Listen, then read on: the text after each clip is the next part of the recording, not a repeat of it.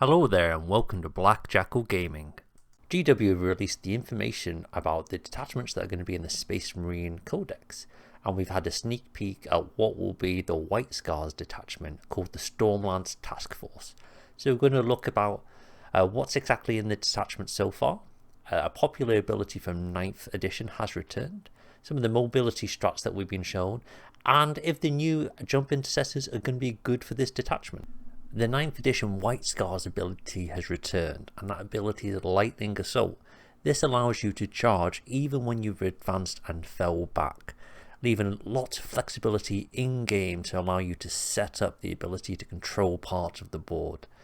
This is really going to set up potential first turn charges, whether you're running something like Outriders where you want to just get in deep into their lines to begin with to potentially score some secondary points or just force them to react to the situation.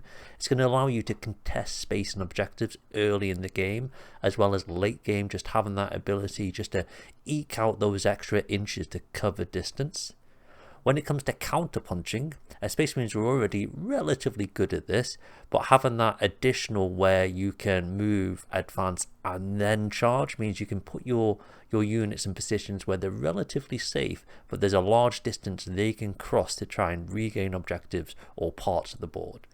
The melee units in Space Marines are okay to good, but the problem with them at the moment is that you don't really have a way to deliver them to where they need to go to. They're either in transports and can't charge when they get out, or they're deep striking, leaving that 9-inch bubble where they can't really charge into consistently. So this is potentially going to have your melee units be able to set up more advanced on the board and get those early charges in rather than foot slogging or just being peppered away, because it takes them so long to get into distance to actually get a charge away. White Scars are in quite a nice position where we're about to get Jumppack Intercessors, which are going to be a unit that really benefit with the advance and charge ability, especially coupled with the fly keyword, so terrain isn't going to have as much as an effect on them as other units. They're going to come in a squad of 5 or 10. We know that you can have 2 pistols within the squad, one on the sergeant, one on another member, and you can upgrade the melee option on the sergeant, so you like your power fist, your power sword, to give them a little extra punch in combat. We don't know the full rules for these guys yet, so there might be even further options you can add on to them, but so far that's all we've been shown. They're going to have your standard intercessor profile, so your strength 4, toughness 4, 3+ save. OC is probably going to be 1 or 2. We don't know whether the battle line yet, which is unlikely, so it's more likely they'll have OC of 1. Their movement ability, because they're not Gravis, should be more in line with their suppressor squads. They'll be 12 inches hopefully. And they do have a nice little ability that comes with them, which currently intercessors, assault intercessors that is, they don't punch too hard in combat, and the ability to get them into combat is one of the issues as well. But having this nice ability here where when you charge, which you will be doing with these guys, for every model in your unit, you roll a d6 for one enemy unit within engagement range, and on a 4+, it's 1 mortal wound apiece. So if you're running this unit with 10 models, potentially with the Jumppack Captain as well, you are going to be pumping out 11d6, so averaging 5 or 6 mortal wounds. Now this is a lot of damage you can put onto units quite early on the game, bypassing toughness and saves, which is quite nice. So you are going to be really utilizing the advance and charge for the White Scars for this unit. They should have the deep strike mechanic, so you do have the option to drop them in later on in the game into a hidden position, and then the next turn really counter punch with them, or start them nice and early and aggressive at the start of the game. You've got that 12-inch movement. You're then going to advance on average another 4 inches to 16 inches. Then your average charge is another 7 inches on top of that. So you've got a 23-inch threat range from turn 1 with these guys, which is quite nice. For White Scars with the Stormlance Task Force, we expect most of the stratagems to be movement or melee orientated. Now we have been given an example, which is the Wind Swift Evasion stratagem. This is a strategic ploy stratagem, so even if you have the ability to use a stratagem more than once per turn or phase, that is only for battle tactics. So your strategic deploy, this one cannot be used. Now what this one allows you to do is that in your opponent's movement phase, after an enemy unit has ended a normal advance or fallback move within 9 inches of your unit, you can then make a normal move of up to 6 inches with this movement. Now this might not seem that beneficial, you're thinking maybe the odd charge I'm going to negate, so it's not going to be that powerful.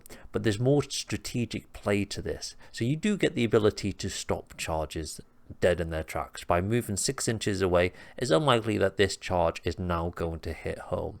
But there's other options it does give you. You don't have to move away from the opponent. All you have to do is move, make sure you're not ending with an engagement range of your opponent's unit. So you can use this to take objectives, to move on to objectives, either to solidify them so you've got more models on it for a higher OC count, or to move on to objectives and take them from your opponent. So this is giving you the ability to really solidify your ability and score points. It also gives you the ability to move into territory you wouldn't be in anyway. So if you've got a secondary such as behind enemy lines or engage on all fronts, these extra 6 inches can move you into a position where you can score more easily in future turns. Or some of these secondaries and primaries, they score at the end of your turn, allowing you end of the battle round, allowing you to cheekily eke out a couple more points. It's also going to give you the ability, if you've got any unit that has auras, to move within their aura range to get small buffs or debuffs to units around you. You can use it to get into cover, so you get in cover bonus, or put yourself in an ability where you're moving out of cover, not out of cover, into a position where you're behind cover, where you then can't be targeted to even be shot at. You've also got the option to use this unit as a sacrifice unit to move it forward into a large key unit for the other for the opponent. Say they've got a knight that they want to pull forward and take the middle of the board. Well, if you can get in front of them before they move, and they can only charge that 1.5 to 2 inches into you, you're going to really limit the distance they can cover during that turn. And if you survive, you're actually holding them in place for longer. So you can really use this unit as an ability just to dictate where your opponent can and can't move on the battlefield. When you couple this with already being able to advance and charge, you've got the real ability with this army just to dictate where the battle takes place, the turn, their position, whether it's on objectives, whether you're pushing their deployment. You're going to be able to control the flow of the battle. Thank you for watching the video. If you have any comments, then pop them below in the comment section. If you enjoyed the video, then please hit the like button, as it greatly helps the channel. Hit the subscribe button to see any future Warhammer content. Take it easy, and see you next time for more grim darkness from the 41st millennium.